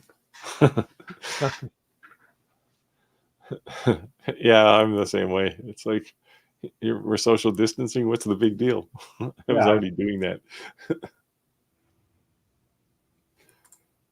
I've become, since I stopped working a full-time job, I've become even more, I would say, antisocial. Antisocial is the wrong word. I'm just more comfortable at home. And every time I have to go into the city, it's like, I'll put it off for a couple of days or a week, and eventually I'll have to go. It's usually because I have to buy some material or something, and it's like, if I don't get this material, I'm not going to get paid. So I have to go into the city. It's a pain. I put about I think I think in 5 years I've put about 8,000 miles on my car, maybe. I'm sorry, I'm converting from metric to imperial, but not a lot. Every once in a while, I'll just get in my car and I'll go for a drive, just because it's like it's been parked for a month.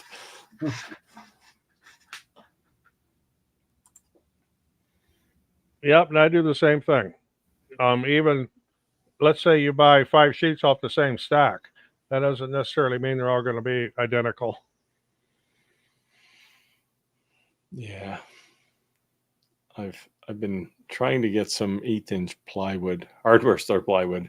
Problem is, you go to the hardware store and it all looks terrible. It's like if it had any more waves in it, it would have white caps. Like, it's just so crooked. Like, it's just bad. So I've been going to my local hardware store for a few weeks now, and I've been looking at this pile of 1/8-inch plywood, and it's getting smaller and smaller and smaller. But it's such a bad pile. I'm not going to ever buy any of it. So I've been waiting. Hopefully, the next batch they get, I can either get when they just cut the bindings, or it's a better batch to start with. But it's just a 4x8 sheet has about 6 waves in it from one end to the other. It's terrible.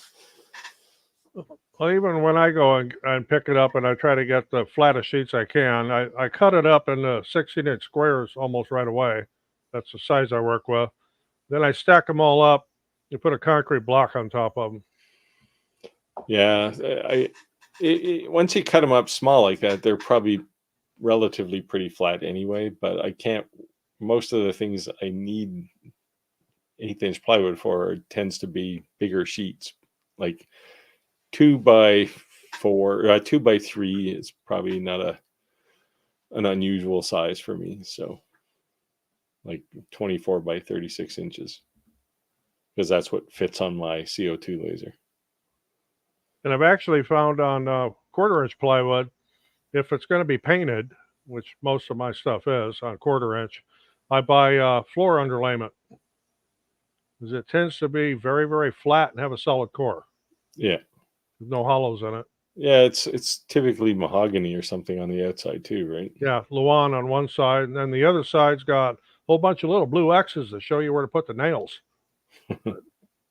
Hence it gets painted. Yes, that's the side you paint. Yeah, you can definitely save money on hardware store materials, but you got to hunt a little harder, and you have to look after them a little more than laser grade things. It's one of the reasons I work with acrylic so much. You can leave it in the sun and it won't warp. It stays nice and straight.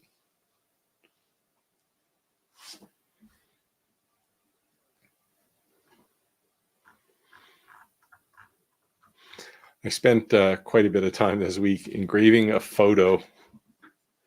A photo that was taken in probably 1958. It's like an anniversary photo, and I have to engrave it on a piece of acrylic. And still, it has to be at least as good as the original. Well, a 1958 photo is black and white. It's mostly out of focus. It's just it's like this size because it came off of a Polaroid camera. But I spent quite a bit of time before I got it where I was happy. And what I noticed is I have two pieces of satin finish acrylic that are black, and I engrave on one of them, and a black and white photo comes out with kind of a blue hue to it.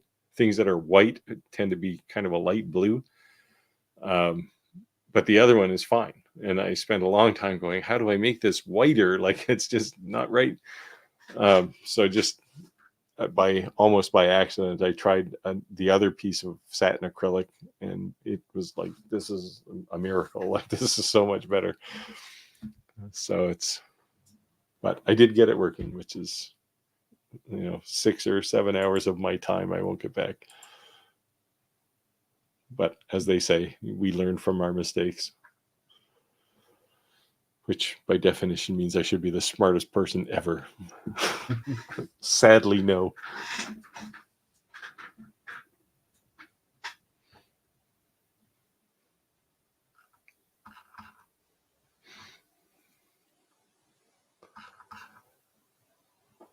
Yeah, it got quiet again here.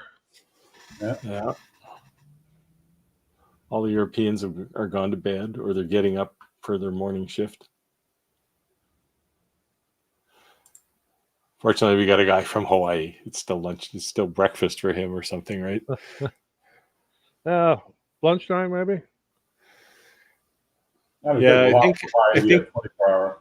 Yeah, the challenge in places like Hawaii, which is also the problem I have here, is it's probably humid, and hardware stores don't have environmentally controlled warehouses for their wood. So anything that is thin warps like crazy.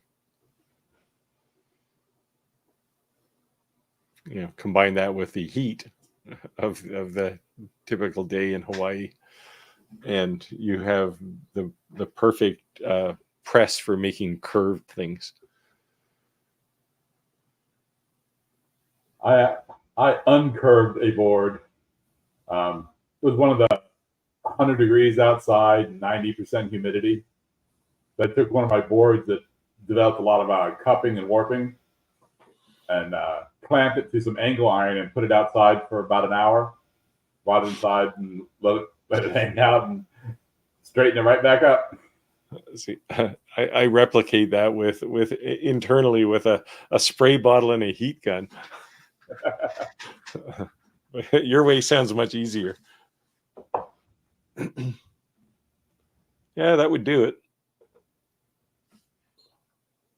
Yeah, it's like I don't need to build a steamer box. I have the outside. Yeah. Anyway, 1/8-inch plywood is my challenge. It's a lot of places don't carry it because not many people use 1/8-inch plywood for anything. But like here, Home Depot doesn't have 1/8-inch plywood, and it's like, what is wrong with you people? Like, they have a big stack of it here. I'm not a big fan of Home Depot, but that is one thing I buy there. Yeah, I go to their competition who does have 1/8-inch plywood. So, okay, the Nicky White tile test, that's something you can Google and you'll find that file somewhere. A Lightburn file for it, just load it in. And what you will do is clean your tile off real well. And you're probably not going to have titanium dioxide and alcohol and all that. So just get some satin white Rust-Oleum paint, do 2 light coats on it, let it dry overnight, and run that test on it. Now, I will say, if you have like a 40-watt laser, that test isn't going to work too well. Because when that was originally made, it was made for like 5 and 10-watt lasers. I've used it up to a 20-watt, no problem. But once you get above 20 watts, you're going to have to start cutting the power down or increasing speeds. What did I make this week that made me smile? Money. That's like it's been so. It's just been. I haven't actually had time to enjoy making something this week, which bothered me a bit. But it is summer, so. Well, I got to pull out my little pontoon flag again because that made me smile after I designed it for my Jolly Roger pontoon boat. This is just sample size here. It's going to be much bigger. That's my flag design for our boat. That made me smile when I pulled that off the press. You don't have any hesitancy of flying a pirate flag on? Mostly just to tick off the DNR and the Coast Guard out on the river. Do they actually care?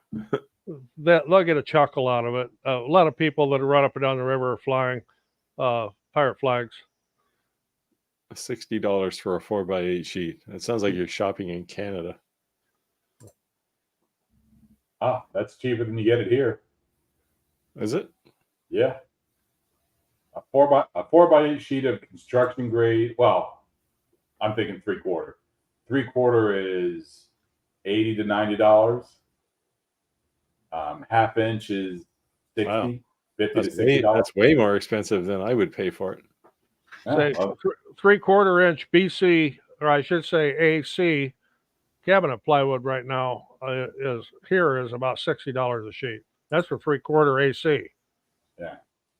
yeah, this is Home Depot plywood at its finest. Construction grade. Yeah, you generally want good two sides or at least one side when you're doing laser engraving, but Yeah. so tends to be cabinet kind of plywood, Yeah. at least 3/4 inch anyway. What I have noticed is plywood that has oak veneer on one side is the same price as the regular old construction grade stuff. So you might as well buy the oak even if you're or maple even if you're just gonna cut it up into little pieces. Because who knows, you might have to make a box with a nice finish on the outside.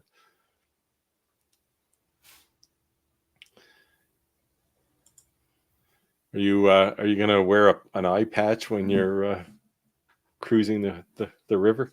I'm going to get me a hat. The black pirate hat? No, more like a Captain Jack Sparrow hat. I always like that. It's like 3 corners and leather. Yeah, it's 3/4. Was that tricorns? I don't know if I'll braid my hair though. It's a little hard to do that. The knee-high boots might be a bit much too.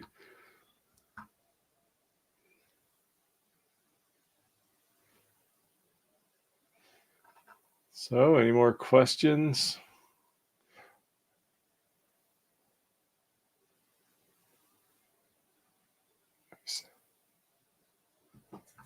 You got any videos coming up this week, Roger, or next week? I haven't had time to make any. The last one I had time to do was our hot tub enclosure. I literally have not had time to shoot any video at all. Oh, you're not going to post a video of you sitting in the hot tub? Beer in one hand. My wife asked me if I was going to do that, and I said, "Well, it's not beyond what I would do. I've done put video up before of me sitting on the beach of Mexico." So, well, what else are you going to do when you're sitting on the beach in Mexico? Shoot a bunch of selfie video, right? I ordered a new camera. So I've been shooting any of my B-roll stuff in my shop on my iPhone, and it's sometimes a challenge. So I ordered an Osmo 3, the new one. Unfortunately, it's going to take like 8 weeks to get to me. These things, I think they either underestimated the demand or they're trying to create a demand because there isn't too many of them around. So hopefully it makes shooting B-roll easier because it's got built-in gimbal and everything too, right? So it's a good project that's easy to do. anything on Amazon cardboard? Yeah, if you're talking about material, you can make a cardboard birdhouse, but the birds will be a little unhappy. I guess if you live in Arizona, they probably wouldn't notice, but this is a good little hint for anybody just starting out and you want to just practice making some stuff or engraving or cutting or whatever. Use a box the laser came in. Just cut it up, engrave it, play with it. Doesn't cost you anything. And then once you got some skills in your back pocket, you can move on to real materials. And hope you don't have to ship your laser back. Yeah. Yeah, if you order things from Amazon, use the Amazon boxes. Good projects. Well, if it depends. So it depends what your goal is. If your goal is to make projects that kind of get you into a side hustle, like some kind of business, um, that would be those would be different projects um, than if you're just like a hobbyist. If you're a hobbyist and have kids, make a spirograph, make uh, toys. There's lots of toys you can make uh, doing laser cutting. If you are doing business, you can. It depends. If you do craft fair kind of business, you can make keychains and coasters because you got a kind of a captive market at a craft fair. Although these days, if you have a bunch of laser material or laser projects taking to a craft fair, guaranteed you're not the only one anymore. There's lots of people. Another thing you can make are small signs. Yep. One of my favorite things to use are cedar fence pickets, and I still got that one up here from last week. And, they don't have to be real big. And this is actually for a crystal shop here I make these for. But, you can put anything in there you want, design anything you want, and they're quick and easy to make. Go to the dollar store and buy their really cheap cutting boards. They're bamboo that engraves really nicely. Yeah, they're only $1.25. So Yeah, they're like a couple bucks tops, and you can sell them. You can engrave them and sell them. What I've done with them is engrave like a bunch of conversions on them, like volume conversions. You can do that. There's the guy that I get my birch from. He gets scrap wood from a number of guys that do like cutting boards and stuff, and he takes all the offcuts, cuts them into thin stock, and takes the little pieces and makes like earrings out of them. Yep. The wire stuff. So he just cuts them into interesting shapes. Yeah, and that's I've been meaning to make that video too, right? Because if you want to pay for your laser quick, make earrings, right? Like make jewelry. Yeah. Because the material is cheap or free in a lot of cases because you're using scrap that no one else cares about. Most people will put it in a fire. And so your overhead costs are almost nothing, whatever you need to mount, like an earring mount. Yeah, the little hoop stuff. Yeah, and you can sell them for dollars, right? It can be anywhere from like $2 to $10, whatever. The point is, it costs you nothing, and any money you make on it is profit. So you'll pay for your laser pretty quick if that's what you want to do. And that's a craft fair kind of job, right? So you go out on a weekend and sell those things at craft fairs, and you'll sell them because they're cheap, and people don't have any hesitation on spending the kind of money it takes to buy a set of earrings at a craft fair. So you can usually come home without having to repack your car with all the things you brought. another thing are coaster holders, laser cut, and coasters for all that matter. Yeah, there you go. And that's real good at craft fairs. And now Richard wants everybody to make food picks. We don't want to start any economic wars on this live stream. At least don't go to Alaska and make food picks. The market's cornered there. Oh, that was Delenn. She's from Alaska. She's in Yes. Delenn. Yeah.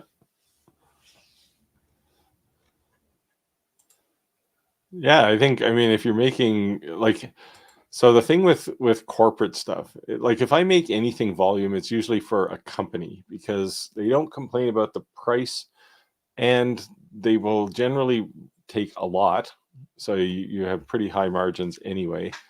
And it's pretty easy work, all things considered. They don't come back and nitpick about, oh, this thing is, out by 1/10 of a millimeter or something. They just don't complain about that. So if you can get corporate business, that's the way to go. So think real estate agents, lawyers, companies. Lots of companies do all kinds of things for employees too, right? So you just need to find the right person to target.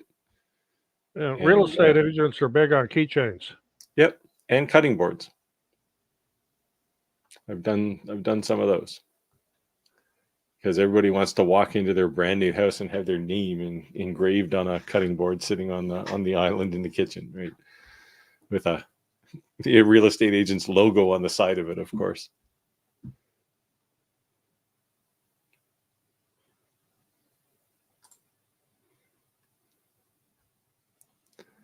Yep.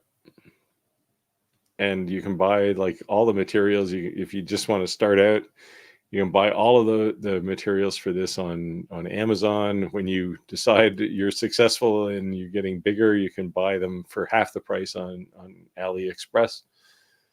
And just stay away from Temu. Yeah, Temu. They keep bugging me. Yeah, I keep getting it too.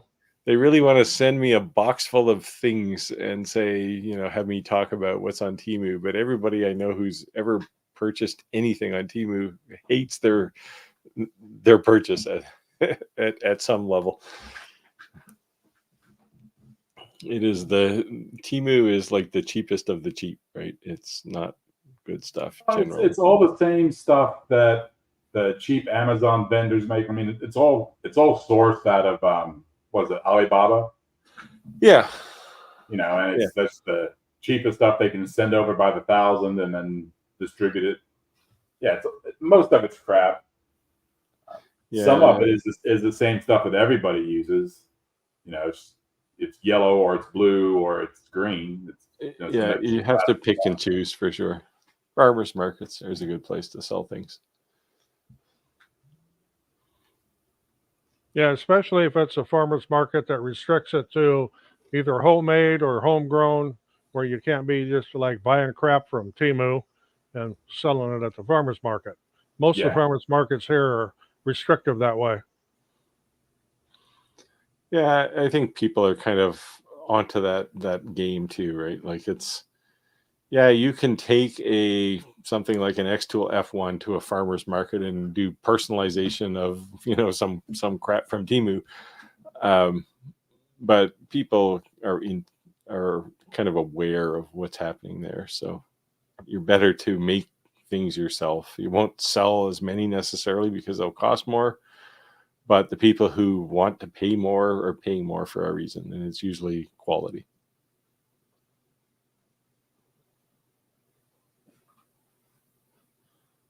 I did get in a bit of trouble. At one point in the past, I said to people, I don't make stuff for people who shop at Walmart.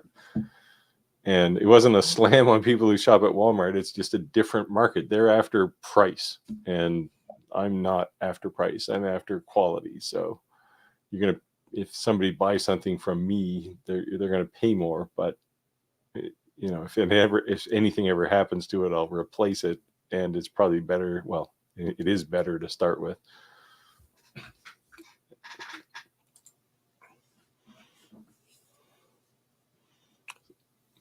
But when I said that, somebody thought I was dissing people who shop at Walmart. It's like, no, they're just a different market. Those are the people you sell coasters to, because you can't make a whole lot of money on coasters either. Well, even if, let's say you're selling stuff on Etsy and you're selling stuff on eBay, there's a different class of shoppers on Etsy than there is on eBay. And we found that out over the years. Stuff on eBay, they'll be coming back, well, I'll give you a quarter for it. Well, you don't get that kind of stuff on Etsy. Yeah. Because it seems like people that are shopping on eBay think it's a yard sale. Well, it's an auction site, right? Yeah. I'll open the bid at a quarter for your $100 item. Yeah, it's I think the message there is know where you're selling things and why you're selling in that place. Um, like Facebook Marketplace is the same, right? Like I won't sell anything on Facebook Marketplace, but I do know people who are in, in I'll say the maker business, similar things, and they do sell lots of things on Facebook Marketplace. But I don't know, it just seems to be a place where like serial killers go to buy stuff. I don't know. It's just Hey, now I've bought up several things off of Marketplace. I use Marketplace to sell things when like it's something I just want to get rid of. Like we had to replace our TV a couple of years ago. Now I got this great big flat screen TV that doesn't work. Well, one option would be to put it back in the box, sit on the front porch, and see if a porch pirate steal it. But I put it on Facebook Marketplace for $5, and guy come and bought it, yeah, and I yeah, got rid of it. yeah. If that's that's you identify the market where that thing will sell, right? Yeah, And but like I've seen people who put, like, I'd say a high quality something like a cutting board on Facebook Marketplace, and they'll say I want $100 for it or whatever, and someone will say, well, will you take 20? Well, no. Right, it's 100. So if you have to keep having that conversation, that's not the right place to sell stuff. right. And I like to complain about the overhead of Etsy, the cost of Etsy listings, but they bring in a lot of people because people know what Etsy's about, right? They tend to be people who are looking for something that they could easily go and buy at a department store, but they want something unique or something high quality, and they go to Etsy for that, and they know they're going to pay more. So I don't know. I've done okay on some Etsy stuff. I don't really push it there, but just because anything I would sell on Etsy becomes a volume item, and I really don't do that. So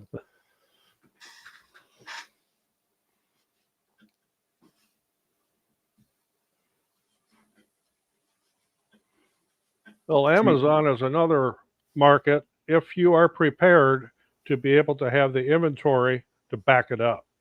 We do sell on Amazon, not craft items, but horticultural items. But we have the inventory to back it up because you can get hit with, okay, somebody might buy one this week, and maybe a few days later, someone buy one. Next thing you know, you got 150 orders, all for the same thing, all in a short period of time.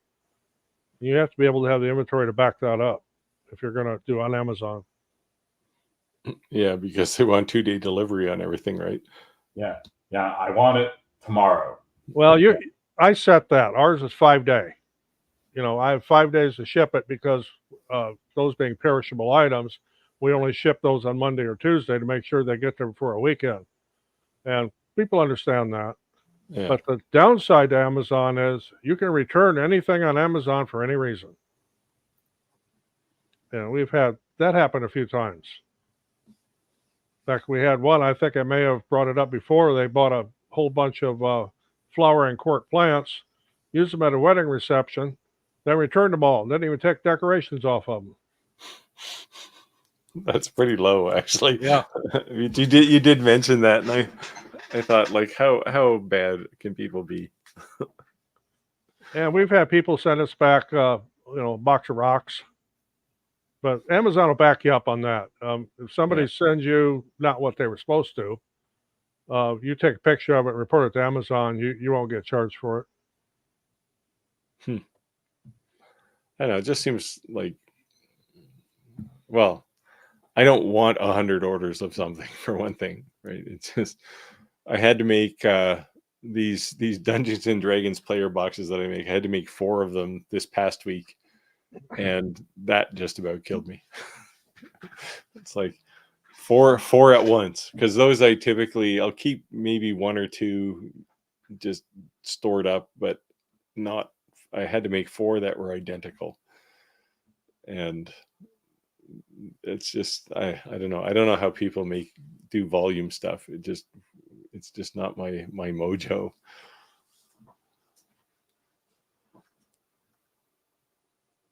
Okay, your neck right there. I just replied to this in the comments. Yes, I do. And it's on moonshinecrafts.com. That's the next comment.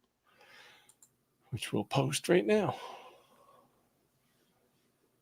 Moonshine Crafts. Do you get a lot of calls from police officials?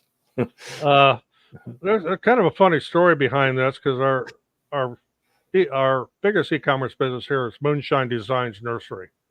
That's our big plant business here. And when we applied for our FEIN number with the government, moon and shine were two different words, separate words. Well, they didn't do that. They made it moonshine as in one word, and it was such a big hassle to try to get it changed. We just kept it. So and we've had a lot of jokes over it. And as far as the Moonshine Crafts, we do occasionally get emails about making moonshine. Awesome. And I actually do know how to do that, but that's not something we sell. I know how to do corn squeezins and potato squeezins. So.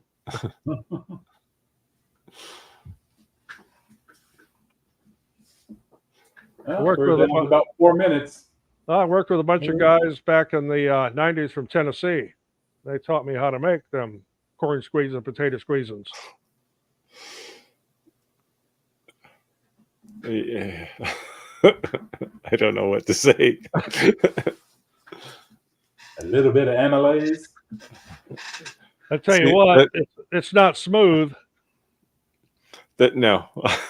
See, the thing here where I live, if you had a still in your backyard, you'd go to prison for like, I don't know, 5 years minimum. But you can grow pot plants all you want. Well, you can grow, I think, 5 or 10 or something. It's some crazy number for personal consumption.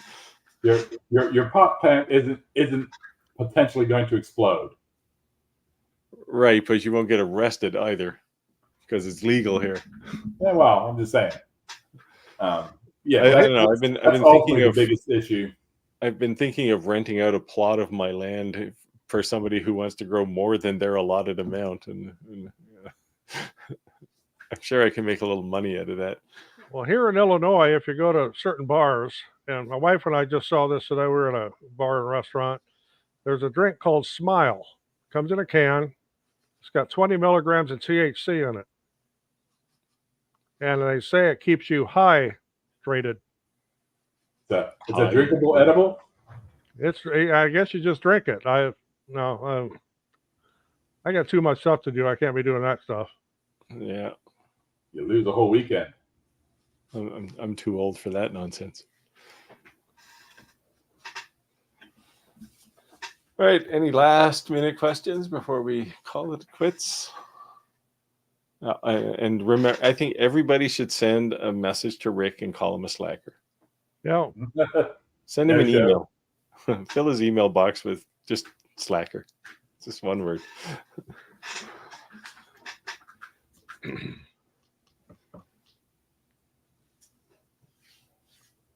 I'm sure he's working hard.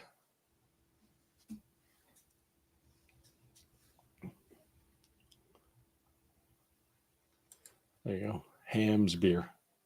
Hams. Oh, tonight I'm drinking water, though. I'm getting hydrated myself here. I always forget to bring something. I mean, the kitchen is like just down the other end of the house for me. So if I was really thirsty, I'd go get something. But I always forget to bring something to start. It's always such a rush for me to get ready for this live stream every week.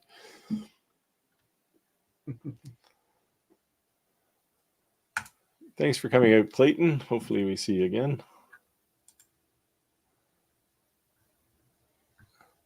Yeah, I do sell a lot of these vegetable steaks. Not so much these days.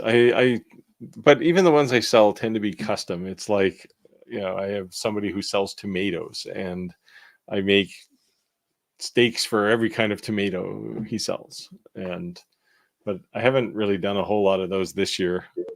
It's just I've been too busy, and those are good though because you can make them out of just scrap acrylic.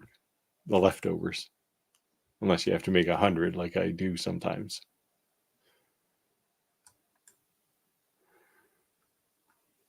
Person turquoise waving speech. Oh, it's a yes. Okay. Apparently emojis don't work their way through the system here on our live stream. I appreciate it. Thanks, David. I love what I do too. It means I don't have to get up and have a boss. I frustrate my wife though, because she says I'm not focused. It's like, well, I don't have to be focused anymore. I can work on this and then I can go work on that. Pets. People pay crazy money for stuff for pets. There's the average person who just has a dog, and then there's people, I'll say like my wife, who has a prince. And there's like, money's no object for those people. So you can make, if you have a market for pet stuff, you can make money. I was surprised here not too long ago. I heard on the radio you could buy health insurance for your pet. Yes. Oh yeah. Yeah. Oh yeah. Of course, it's like health insurance for anything, right? If you use it, then it gets harder to get. They really just want your money. They don't want to have to deal with you. Yeah. In a lot of cases, it's a subscription service. It's, you get the health insurance, but that's contingent upon you taking them in for checkups and all that, that other thing. Yeah. It's cheaper to maintain. It's like the car warranty, right? You got to take your dog in for oil changes on a regular basis. Yep. Yeah, I don't know. I don't want to have to deal with like a pre-existing condition my dog might have. The nice thing about living here is I don't have to worry about that for me, so I don't want to have to worry about it for the dog. Oh, one more question here.